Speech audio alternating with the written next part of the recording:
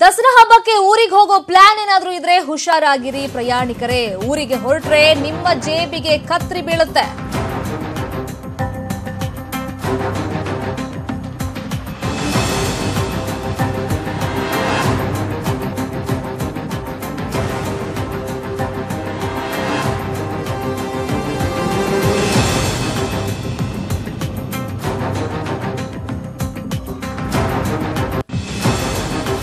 ದಸರಾಗೆ ಊರಿಗೆ ಹೋಗೋ ಪ್ಲಾನ್ ಇದ್ರೆ ಸ್ವಲ್ಪ ಹುಷಾರಾಗಿರಿ ಪ್ರಯಾಣಿಕರೇ. ಊರಿಗೆ ಹೊರಟ್ರೆ ನಿಮ್ಮ ಜೇಬಿಗೆ ಕತ್ರಿ ಬೀಳೋದು ಈ ಸರಿ ಗ್ಯಾರಂಟಿ. ಊರಿಗೆ ಹೋಗೋ ಬದಲು ನೀವು ಬೆಂಗಳೂರಲ್ಲಿ ಉಳ್ಕೊಳ್ಳೋದೇ ಬೆಟರ್ ಆಪ್ಷನ್. ನಿಮ್ಗೆ ಖಾಸಗಿ ಬಸ್ಗಳ ರೇಟ್ ಕೇಳಿದ್ರೆ ನಿಮ್ಮ ಎದೆ ಒಡೆದು ಹೋಗುತ್ತೆ. ಅಷ್ಟು ಬಸ್ ಟಿಕೆಟ್ ರೇಟ್ ಜಾಸ್ತಿ ಮಾಡಿದ್ದಾರೆ. ಊರಿಗೆ ಹೋಗೋ ಮುನ್ನ ನೀವು ಎಚ್ಚರಿಕೆಯಿಂದ ಇದ್ರೆ ಒಳ್ಳೇದು. ಅಟ್ಲೀಸ್ಟ್ ಬೆಂಗಳೂರಲ್ಲೇ ಇದ್ರೆ ನಿಮ್ಮ ಮನಿನೂ ಸೇವ್ ಆಗುತ್ತೆ ಆಕ್ಚುಲಿ. ಯಾಕಂದ್ರೆ ಖಾಸಗಿ ಬಸ್ಗಳ ರೇಟ್ ಕೇಳಿದ್ರೆ ಒಂದ್ ಕಡೆ ಎದೆ ಒಡೆದು ಹೋಗುತ್ತೆ. ಅಷ್ಟು ರೇಟ್ ಜಾಸ್ತಿ ಮಾಡಿದ್ದಾರೆ. ಈ ಬಗ್ಗೆ ನ್ಯೂಸ್ 18 ಕನ್ನಡ ರಿಯಾಲಿಟಿ ಚೆಕ್ ಮಾಡಿದಾಗ ಒಂದಿಷ್ಟು ಮಾಹಿತಿ ಬಹಿರಂಗಗೊಂಡಿದೆ. ದಸರಾಗೆ ಹೋಗೋ ಮುನ್ನ ಸ್ವಲ್ಪ ಹುಷಾರಾಗಿರಿ. ನೀವೇನಾದ್ರೂ ಪ್ಲಾನ್ ಹಾಕೊಂಡಿದ್ರೆ ಹುಷಾರಾಗಿರ್ಬೇಕಾಗತ್ತೆ. ಊರಿಗೆ ಹೋಗೋ ಬದಲು ಬೆಂಗಳೂರಲ್ಲೇ ಇರೋದು ಒಂದು ಬೆಟರ್ ಆಪ್ಷನ್. ಹೋಗ್ಲೇಬೇಕು ಅಂದ್ರೆ ಖಾಸಗಿ ಬಸ್ಗಳ ರೇಟ್ ಕೇಳಿದ್ರೆ ನಿಮ್ ಎದೆ ಒಡೆದು ಹೋಗುತ್ತೆ. ಅಷ್ಟು ಜಾಸ್ತಿ ಮಾಡಿದ್ದಾರೆ.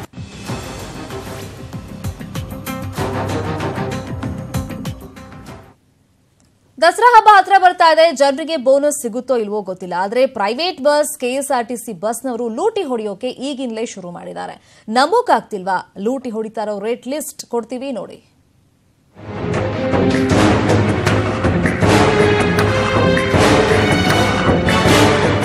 ದಸರಾ ಹಬ್ಬಕ್ಕೆ ಊರಿಗೆ ಹೋಗೋರು ಆಮೇಲೆ ರೇಟ್ ಜಾಸ್ತಿ ಆಗತ್ತೆ ಅಂತ ಈಗಿನಲೇ ಬಸ್ ಟಿಕೆಟ್ ಬುಕ್ ಮಾಡ್ತಿದ್ದಾರೆ. ಆದ್ರೆ ಪೆಟ್ರೋಲ್ ಡೀಸೆಲ್ ಬೆಲೆ ಏರಿಕೆ ನೆಪ ಹೇಳ್ತಿರೋ ಖಾಸಗಿ ಮತ್ತು ಕೆಎಸ್ಆರ್ಟಿಸಿ ಪ್ರಯಾಣಿಕರಿಗೆ ಅಡ್ವಾನ್ಸ್ ಆಗಿ ಬೋನಸ್ ಬರೆ ಹಾಕ್ತಿವೆ. ಆನ್ಲೈನ್ ಟಿಕೆಟ್ ಬುಕಿಂಗ್ ದರವನ್ನ ಏಕಾಏಕಿ ಏರಿಕೆ ಮಾಡಿ ಪ್ರಯಾಣಿಕರಿಗೆ ಶಾಕ್ ಕೊಟ್ಟಿವೆ. ಬೆಂಗಳೂರಿನಿಂದ ಹೊರಡೋ ಖಾಸಗಿ ಬಸ್ ಪ್ರಯಾಣ ದರ ನಿಜಕ್ಕೂ ಶಾಕ್ ಹೊಡೆಸ್ತಿದೆ. ಮಂಗಳೂರಿಗೆ ಸಾಮಾನ್ಯ ದಿನಗಳಲ್ಲಿ 510 ರೂಪಾಯಿಯಿಂದ 1450 ರೂಪಾಯಿ ಚಾರ್ಜ್ ಮಾಡ್ತಿದ್ರು. ಈಗ 950ರಿಂದ 1800 ರೂಪಾಯಿಗೆ ಏರಿಸಿದ್ದಾರೆ. ಹುಬ್ಬಳ್ಳಿಗೆ 425ರಿಂದ 1400 ರೂಪಾಯಿ ಟಿಕೆಟ್ ದರ ಇತ್ತು. ಅಕ್ಟೋಬರ್ 17ರಿಂದ ಬುಕ್ ಮಾಡಿದ್ರೆ 1100 ರೂಪಾಯಿಯಿಂದ 3000 ರೂಪಾಯಿಗೆ ಏರಿಸಿದ್ದಾರೆ. ಬೆಳಗಾವಿಗೆ 400 ರೂಪಾಯಿಯಿಂದ 2000 ರೂಪಾಯಿ ಇತ್ತು. ದಸರಾ ಸಮಯದಲ್ಲಿ 1300ರಿಂದ 3000ಕ್ಕೆ ಬಸ್ ಟಿಕೆಟ್ ರೇಟ್ ಜಾಸ್ತಿಯಾಗಿದೆ. ಶಿವಮೊಗ್ಗಗೆ 350 ರೂಪಾಯಿಯಿಂದ 650 ರೂಪಾಯಿ ಇದ್ದ ಬಸ್ ಟಿಕೆಟ್ ರೇಟ್ ಈಗ 700ರಿಂದ 1400 ರೂಪಾಯಿಗೆ ಖಾಸಗಿ ಬಸ್ನವರು ಏರಿಕೆ ಮಾಡಿದ್ದಾರೆ. ಇದಿಷ್ಟು ಪ್ರೈವೇಟ್ ಬಸ್ಗಳ ದರ ಏರಿಕೆ ದುರಾಸೆ. ಆದ್ರೆ ಕೆಎಸ್ಆರ್ಟಿಸಿ ಕೂಡ ನಾವೇನ್ ಕಡಿಮೆ ಇಲ್ಲ ಅಂತ ಜನರಿಂದ ಸುಲಿಗೆಗೆ ಇಳಿದಿದೆ. ಬೆಂಗಳೂರಿಂದ ಮಂಗಳೂರಿಗೆ ಮಾಮೂಲಿ ದಿನಗಳಲ್ಲಿ 500ರಿಂದ 903 ರೂಪಾಯಿ ದರ ಇತ್ತು. ದಸರಾಗೆ 712 ರೂಪಾಯಿಯಿಂದ 1118 ರೂಪಾಯಿಗೆ ಪ್ರತಿ ಟಿಕೆಟ್ ದರ ಫಿಕ್ಸ್ ಮಾಡಿದೆ ಕೆಎಸ್ಆರ್ಟಿಸಿ. ಹುಬ್ಬಳ್ಳಿಗೆ ಹಳೆ ದರ 487ರಿಂದ 783 ರೂಪಾಯಿ ಇತ್ತು. ದಸರಾಗೆ 712ರಿಂದ 1118 ರೂಪಾಯಿಗೆ ಏರಿಸಲಾಗಿದೆ. ಬೆಳಗಾವಿಗೆ ಹಳೆ ದರ 571ರಿಂದ 863 ರೂಪಾಯಿ ಇತ್ತು. ದಸರಾ ಹಬ್ಬಕ್ಕೆ 658ರಿಂದ 1205 ರೂಪಾಯಿಗೆ ಏರಿಸಿದೆ. ಶಿವಮೊಗ್ಗಗೆ ಬೆಂಗಳೂರಿನಿಂದ 347 ರೂಪಾಯಿ ಮಿನಿಮಮ್, 478 ರೂಪಾಯಿ ಮ್ಯಾಕ್ಸಿಮಮ್ ದರ ಇತ್ತು. ಆದ್ರೆ ದಸರಾಗೆ 620 ರೂಪಾಯಿಯಿಂದ 756 ರೂಪಾಯಿಗೆ ಜಾಸ್ತಿ ಮಾಡಿದೆ ಕೆಎಸ್ಆರ್ಟಿಸಿ. ಖಾಸಗಿ ಜೊತೆ ಕೆಎಸ್ಆರ್ಟಿಸಿನೂ ಸುಲಿಗೆಗೆ ಇಳಿದಿರುವುದಕ್ಕೆ ಪ್ರಯಾಣಿಕರು ಆಕ್ರೋಶ ಹೊರಹಾಕಿದ್ದು ಹೀಗೆ. ದುಡಿಮೆಗಳು ಕಮ್ಮಿ, ಇವರು ನಮಗೆ ಏನು ಸೂಚನೆ ಇರಲ್ಲ. ಬಸ್ ಹತ್ತಿದ ಮೇಲೆ ಟಿಕೆಟ್ ರೇಟ್ ಜಾಸ್ತಿ ಆಗಿರ್ತದೆ. ಯಾಕೆ ಸರ್ ಅಂದರೆ ಅದು ಅಲ್ಲೇ ಕಂಪ್ಯೂಟರ್ ರೀಡಿಂಗ್ ಆಗಿರ್ತದೆ. ಒಂದೊಂದು ಬಸ್ಸಲ್ಲಿ ಒಂದೊಂದು ಥರ ಅಂತ ಹೇಳ್ತಾರೆ. ಈಗ ಹೊಸದುರ್ಗ ಬಸ್ಸಲ್ಲಿ ಒಂಥರ ಮಾಡ್ತಾರೆ, ಪಾವಗಡ ಬಸ್ಸಲ್ಲಿ ಒಂಥರ ಮಾಡಿರ್ತಾರೆ, ಆಮೇಲೆ ತುಮಕೂರು ಡಿಪೋದ ಒಂಥರ ಮಾಡಿರ್ತಾರೆ, ಆಮೇಲೆ ಅರಸೀಕೆರೆ ಡಿಪೋದ ಒಂಥರ ಮಾಡಿರ್ತಾರೆ. ಅದರಿಂದ ನಮ್ಮನ್ನೇನು ಕೇಳಂಗಿಲ್ಲ ಸರ್, ನೀವು ಆಫೀಸಲ್ಲಿ ವಿಚಾರಿಸಬೇಕು ಅಂತೇಳಿ ಕಂಡಕ್ಟರ್ ಪಾಪ ಅವ್ರೇನು ಮಾಡ್ತಾರೆ. ಆಮೇಲೆ ಸರ್ಕಾರದ ಆದೇಶ ಬೇರೆ, ಅವ್ರು ಪರಿಪಾಲನೆ ಮಾಡ್ತಾರೆ ನಮ್ಮ ಡಿಪಾರ್ಟ್ಮೆಂಟ್, ಅದು ಅವ್ರ ಮೇಲೆ ಹೇಳ್ತಾರೆ ಅವರು. ನಾವು ರೈತರು ಅಲ್ಲಿ ಬಸ್ಸಲ್ಲಿ ಯಾರ ಮೇಲೆ ಮಾತಾಡೋಣ? ಅವು ಕಾಸು ಕೊಡ್ತಾ ಇರಬೇಕು, ಓದ್ತಾ ಇರಬೇಕು ಅಷ್ಟೇ. ಇನ್ನು ಪ್ರೈವೇಟ್ ಬಸ್ನವ್ರು ಎರಿಬೇರಿ ಓದ್ತಾ ಇರ್ತಾರೆ. ಇವು ಸರ್ಕಾರ ಬಸ್ನವರೇ ಒಂದು ಲಿಮಿಟ್ ಇಲ್ಲ ಅಂದಮೇಲೆ ಇನ್ನು ಪ್ರೈವೇಟ್ ಬಸ್ನವ್ರು ಕೇಳಂಗಿಲ್ಲ. ಜಾಸ್ತಿ ಆಗೋದ್ರಿಂದ ಲೈಕ್ ನಾರ್ಮಲ್ ಜನಗಳಿಗೆ ತುಂಬ ಪ್ರಾಬ್ಲಮ್ ಆಗುತ್ತೆ. ಅವ್ರ ಪಾಪ ಎಲ್ಲಿಂದನೋ ಬಂದು ಅಷ್ಟು ಫಾರ್ ಎಕ್ಸಾಂಪಲ್ ಈಗ ಹಬ್ಬಕ್ಕೆ ಕಾಸು ಅದು ತೊಗೊಳ್ಬೇಕಂತ ಇರುತ್ತೆ. ಬಟ್ ಇವ್ರು 1000 ಎಲ್ಲ ಮಾಡಿಬಿಟ್ರೆ ನಾರ್ಮಲ್ ಜನಗಳಿಗೆ ತುಂಬ ಕಷ್ಟ ಆಗುತ್ತೆ. ಪ್ರೈವೇಟ್ ಬಸ್ಸಲ್ಲಿ 1000 ಅಂದರೆ ಗವರ್ಮೆಂಟಲ್ಲಿ ಸಡನ್ಲಿ ರೇಸ್ ಮಾಡಿಬಿಟ್ರೆ ಪಾಪ ಕೆಲವ್ರಿಗೆ ತುಂಬ ಪ್ರಾಬ್ಲಮ್ ಆಗುತ್ತೆ. ಸದ್ಯಕ್ಕೆ ಆನ್ಲೈನ್ ಅಲ್ಲಿ ಏರಿಕೆ ಆಗಿದೆ. ಹಬ್ಬದ ದಿನ ಅಪ್ಪಿ ತಪ್ಪಿ ಅರ್ಜೆಂಟ್ ಆಗಿ ಟಿಕೆಟ್ ಕೇಳಿದ್ರೆ 2,000 ರಿಂದ 5,000 ಕೊಟ್ಟರು ಬಸ್ ಟಿಕೆಟ್ ಸಿಗೋದು ಡೌಟು. ಸೊ ಯಾವುದಕ್ಕೂ ಹುಷಾರಾಗಿರಿ.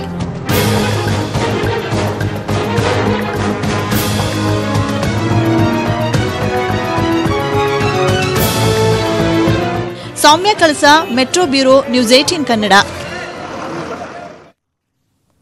ಇನ್ನು ಈ ದರ ಸುಲಿಗೆ ಬಗ್ಗೆ ನಮ್ಮ ಪ್ರತಿನಿಧಿ ಥಾಮಸ್ ಪುಷ್ಪರಾಜ್ ರಿಯಾಲಿಟಿ ಚೆಕ್ ನಡೆಸಿದ್ದಾರೆ. ಬನ್ನಿ ನೋಡ್ಕೊಂಬರೋಣ.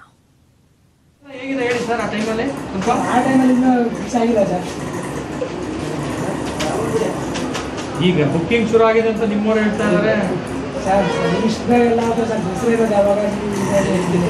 ಯೂಶುವಲಿ ಇವತ್ತಿನ ರೇಟಿಗೆ ಯೂಶುವಲಿ ಎಷ್ಟು ರೇಟ್ ಇರುತ್ತೆ? ಇವತ್ತು 550 ಇದೆ. ಕಾಮನ್ ಆಗಿ ಯೂಶುವಲಿ ರೇಟ್ ಅಷ್ಟೇ ಇರುತ್ತಾ? ಅಷ್ಟೇ ಇರುತ್ತೆ. 500. ಅವತ್ತಿನ ರೇಟಿಗೆ ಅವತ್ತಿನ ಎಲ್ಲರೂ ಎಷ್ಟು ಮಾಡಿದ್ರೆ ಅಷ್ಟು ಮಾಡ್ತಾರೆ. ರೇಟೆಲ್ಲ ಹೇಗಿದೆ? ದಸರಾ ಶುರು ಆಯಿತು. ಈಗಾಗಲೇ ಮಾಮೂಲಿ ಚಾರ್ಜ್ ಏನು ಇದು ಬುಕ್ಕಿಂಗ್ ಎಲ್ಲ ಶುರು ಆಗಿಲ್ವಾ? ಬುಕ್ಕಿಂಗ್ ಶುರು ಆನ್ಲೈನ್ ಜಾಸ್ತಿ ಏನು ಅವತ್ತು ನಾವೀಗ 9ನೇ ತಾರೀಕು ಕ್ರಿಸ್ಮಸ್ 9ನೇ ತಾರೀಕು ನಾವು ಬುಕ್ ಮಾಡೋದು ಎಷ್ಟಾಗುತ್ತೆ? ಅದು ಹೇಳಿ ಅವತ್ತು ಪೈಸೆ ಹೇಗಿದೆ ಅವತ್ತು ಪೈಸೆ ಆನ್ಲೈನ್ ನಡೆದ ಆಗ್ಬೋದು. ಅವತ್ತು ಯಾವ ರೀತಿ ಇರುತ್ತೋ ಜಾಸ್ತಿ ಹೊತ್ತು ಇರುತ್ತಾನೆ ಹೇಳೋಕ್ಕಾಗಲ್ಲ. ಅವಾಗ ಹೇಳೋಕ್ಕಾಗ ಇದಕ್ಕೆ ರೇಜ್ ಆಗಿ ಕಮ್ಮಿ ಆಗ್ಬೋದು, ಡೌನ್ ಆಗ್ಬೋದು. ಬರೀ ಆ ಟೈಮಲ್ಲಿ ಮೈಸೂರಿಗೆ ಮಾತ್ರ ಜಾಸ್ತಿ ಇರ್ತದೆ, ಬೇರೆ ಬೇರೆ ಕಡೆ ಹೋಗೋದಕ್ಕೆ ಜಾಸ್ತಿ ಇರುತ್ತೆ ಎಲ್ಲ ಕಡೆ 1 to 2 ಆಗ್ಬೋದು ಆ ಟೈಮಲ್ಲಿ. ಮಾಡಿರುವ ಟೈಮ್ ಆಗಲ್ಲ, ಕೆಲವು ಟೈಮ್ ಆಗ ಕೆಲವು ಟೈಮ್ ಇದಕ್ಕೆ ಡೌನ್ ಆಗ. ಯೂಶುವಲಿ ಅಂತೇಳಿ ದಸರಾ ಅಂತೇಳಿ ಮಕ್ಕಳು ಅಲ್ಲಿ ಡಬಲ್ ಮಾಡಿದ್ರೆ ಕೆಲವು ಸಾಫ್ಟ್ವೇರ್ ಕಂಪ್ನಿಗಳು ಬೇಗ ತಗೋಬಿಡ್ತಾರೆ ಬೇಕು ಅಂದಾಗ ಹೋಗಲೇಬೇಕು ಬೇಕಾದ್ರೆ ಅದಕ್ಕೆ ನಾಳೆ ಫುಲ್ ಡೌನ್ ಆಗ್ಬಿಡುತ್ತೆ. ರೇಟ್ ಎಲ್ಲ ಹೇಗಿದೆ? ದಸರಾ ಪ್ಯಾಕೇಜಸ್ ಎಲ್ಲ ಇದೆಯಲ್ಲ, ರೇಟ್ ಎಲ್ಲ ಜಾಸ್ತಿ ಪ್ಯಾಕೇಜ್ ದಸರಾ ಟೈಮಲ್ಲಿ ರೇಟ್ ಜಾಸ್ತಿ ಆಗುತ್ತೆ. ಇಲ್ಲ ನಾವು ಕಮ್ಮಿ ಮಾಡ್ತೀವಿ. ನ್ಯಾಷನಲ್ ಟ್ರಾವೆಲ್ ಫುಲ್ ಕಮ್ಮಿ ಟಿಂಗ್ ಮೇಕರ್ ಅವರೆಲ್ಲ ನಿಮ್ಮ ಮೇಲೆ ಹೇಳ್ತಾರೆ. ಹಾಂ ನಿಮ್ಮ ಮೇಲೆ ಹೇಳ್ತಾರೆ. ಏನು ನ್ಯಾಷನಲ್ ಟ್ರಾವೆಲ್ಸ್ ಅಲ್ಲೇ ಜಾಸ್ತಿ ಮಾಡ್ತಾರೆ. ಹೌದಾ? ಹೋಗಿದ್ವಲ್ಲ ನಾವು. ಯಾಕ್ರಿ ಹೋಗ್ತೀರಾ? ಅಲ್ಲಿ ಸಿಸ್ಟಮ್ನಲ್ಲಿ ಇಲ್ಲ. ಸೀಸನ್ ಒಂದು ರೇಟಲ್ಲಿ ಹೋಗ್ತಾ ಇರ್ತೀವಿ. ದಿಢೀರ್ ದಸರಾ ಟೈಮಿಗೆ ಜಾಸ್ತಿ ಆಗತ್ತಲ್ಲ, ಯಾಕೆ? ಆ ರೀಸನ್ ಬೇಕಷ್ಟೇ. ನ್ಯಾಷನಲ್ ಅವರು ಜಾಸ್ತಿ ಮಾಡಲ್ಲ ಸರ್. ಬೇರೆ ಎಲ್ಲ ಮಾಡಿ ನೀವು ಹೇಳಿದ್ರೆ SRS VRL ಮಾಡ್ತಾರೆ ಅಂತ. ಇದು ಗೊತ್ತು. ಆನ್ಲೈನಲ್ಲಿ ಚೆಕ್ ಮಾಡಿ ಬನ್ನಿ, ಇಲ್ಲಿ ಈ ಕಡೆ ಬನ್ನಿ, ನಮಗೆ ಇಲ್ಲಿ ತಗೊಳ್ಳಿ. ಫ್ಲಕ್ಚುಯೇಷನ್ ಯಾಕಾಗತ್ತೆ ಅಂತ ಅಷ್ಟೇ ನಾವು ಹೇಳ್ತಾ ಇದ್ದೀನಲ್ಲ, ಅವ್ರಿಗೆ ಕೇಳಬೇಕು. ಅವ್ರು ಹೇಳೋದು ರೆಡ್ ಬಸ್ನವರು ಅದನ್ನ ರೆಡ್ ಬಸ್ ಹತ್ರ ಹೋಗ್ಬೇಕು ನೀವು. ಅದನ್ನ ಕೇಳ್ತೀವಿ ಸರ್ ನಾವು. ಅವ್ರದ್ದು ರೆಡ್ ಬಸ್ ಹತ್ರ ಹೋಗ್ತೀವಿ ನಾವು. ರೇಟ್ ಯಾಕೆ ಜಾಸ್ತಿ ಆಗ್ತದೆ ಅಂತ ನಾವು ಕೇಳೋದಷ್ಟೇ, ಇನ್ನೇನಿಲ್ಲ. ಲೂಟಿ ಮಾಡೋಕ್ಕೆ. ಖಡಕ್ ಪೊಲೀಸ್ ಅಧಿಕಾರಿ ಅಲೋಕ್ ಕುಮಾರ್ ಅಪರಾಧ ವಿಭಾಗದ ಹೆಚ್ಚುವರಿ ಪೊಲೀಸ್ ಆಯುಕ್ತರಾಗಿ ಬೆಂಗಳೂರಿಗೆ ಬಂದಿದ್ದೇ ತಡ ಸಿಸಿಬಿ ಪೊಲೀಸರು ಮೈಕೊಡವಿ ನಿಂತಿದ್ದಾರೆ. ಸಿಸಿಬಿ ಅಧಿಕಾರಿಗಳು ಬೆಂಗಳೂರು ನಗರದಲ್ಲಿನ ಒಂದೊಂದೇ ಅಕ್ರಮಗಳನ್ನು ಜಾಲಾಡ್ತಾ ಇದ್ದಾರೆ. ಮೊನ್ನೆ ನಟೋರಿಯಸ್ ರೌಡಿ ಶೀಟರ್ಗಳ ಮನೆ ಮೇಲೆ ದಾಳಿಯಾಗಿತ್ತು. ಅಕ್ರಮವಾಗಿ ನಡೆಸಲಾಗ್ತಾ ಇದ್ದ ಪಬ್, ಬಾರ್ ಅಂಡ್ ರೆಸ್ಟೋರೆಂಟ್ಗಳ ಮೇಲೆ ದಾಳಿಯಾಗಿತ್ತು. ಅದಾದ್ಮೇಲೆ ಇಸ್ಪೀಟ್ ಅಡ್ಡೆಗಳ ಮೇಲೆ ಸಿಸಿಬಿ ದಾಳಿ ನಡೆಸಿದೆ. CCB ACP Mariyappa, SP Subramani, Manjunath Chaudhary ನೇತೃತ್ವದಲ್ಲಿ ವಿಲ್ಸನ್ ಗಾರ್ಡನ್ ಕ್ಲಬ್ ಸೇರಿ ಒಟ್ಟು 20ಕ್ಕೂ ಹೆಚ್ಚು ಕಡೆ ಈ ದಾಳಿಯಾಗಿದೆ. ವಿಲ್ಸನ್ ಗಾರ್ಡನ್ ಕ್ಲಬ್ ಒಂದರಲ್ಲಿ 35 ಜನರನ್ನ ವಶಕ್ಕೆ ಪಡೆದಿದ್ದು ಒಟ್ಟು 16 ಲಕ್ಷ ನಗದು ಹಾಗೂ ಇಸ್ಪೀಟ್ ಕಾರ್ಡ್ಗಳನ್ನು ಜಪ್ತಿ ಮಾಡಲಾಗಿದೆ.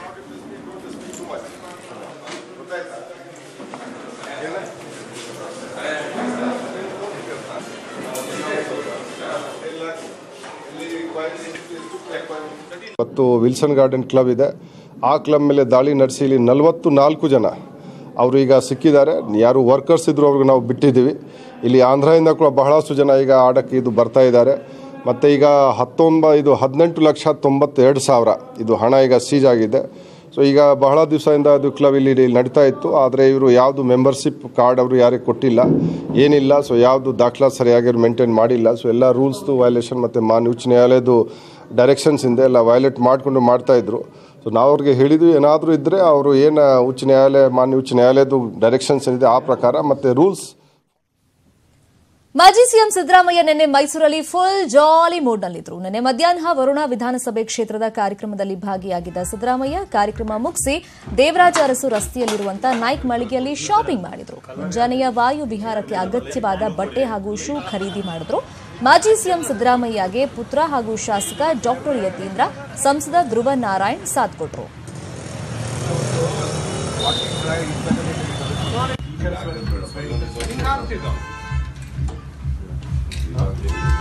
ದೊಡ್ಡ ಕಟ್ಟೆ ಇದು ನಿಮಗೆ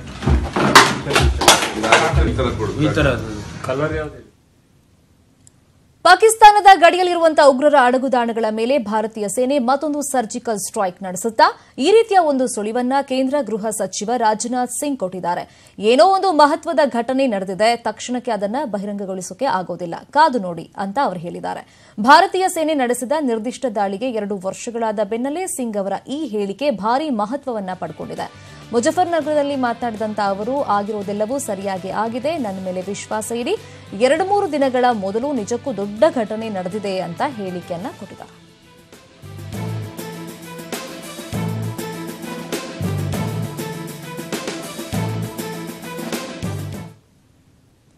ಮಂತ್ರಿಗಿರಿಗಾಗಿ ಶಾಸಕರ ಜೊತೆ ಪೈಪೋಟಿಗೆ ಮೇಲ್ಮನೆ ಸದಸ್ಯರು ಕೂಡ ಇಳಿದಿದ್ದಾರೆ. ಸಚಿವ ಸ್ಥಾನಗಳಿಗಾಗಿ ಕಾಂಗ್ರೆಸ್ ಪರಿಷತ್ ಸದಸ್ಯರು ಭಾರೀ ಫೈಟ್ ಕೊಡ್ತಾ ಇದ್ದಾರೆ.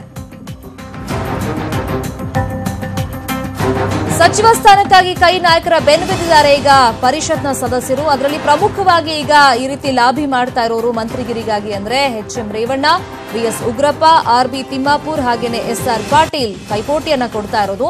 10ಕ್ಕೂ ಹೆಚ್ಚು ಹಿರಿಯ ಪರಿಷತ್ ಸದಸ್ಯರು ಮಂತ್ರಿ ಸ್ಥಾನಕ್ಕಾಗಿ ಈಗ ಲಾಬಿಯನ್ನ ಮಾಡ್ತಾ ಇದ್ದಾರೆ. ಇನ್ನು ಪಕ್ಷಕ್ಕಾಗಿ ನಾವು ದುಡಿದಿದ್ದೀವಿ, ನಮಗೂ ಒಂದು ಅವಕಾಶವನ್ನ ಕೊಡಿ ಅನ್ನೋ ಡಿಮ್ಯಾಂಡ್ ಅನ್ನ ಇವರು ಇಟ್ಟಿದ್ದಾರೆ. ಇನ್ನು ಮುಂದಿನ ಲೋಕಸಭಾ ಚುನಾವಣೆಯಲ್ಲಿ ಅಭ್ಯರ್ಥಿಗಳ ಪರವಾಗಿ ನಾವು ಕೆಲಸವನ್ನ ಮಾಡ್ತೀವಿ, ಇಲ್ಲ ಅಂದ್ರೆ ಪಕ್ಷಕ್ಕೆ ಕಷ್ಟ ಆಗುತ್ತೆ ಅನ್ನೋ ಎಚ್ಚರಿಕೆಯನ್ನ ಕೂಡ ಈಗ ಸದಸ್ಯರು ಕೊಟ್ಟಿದ್ದಾರೆ. ಪರಿಷತ್ ಸದಸ್ಯರ ಪೈಪೋಟಿಯಿಂದ ಕೈ ನಾಯಕರು ತಲೆ ಕೆಡಿಸಿಕೊಂಡಿದ್ದಾರೆ.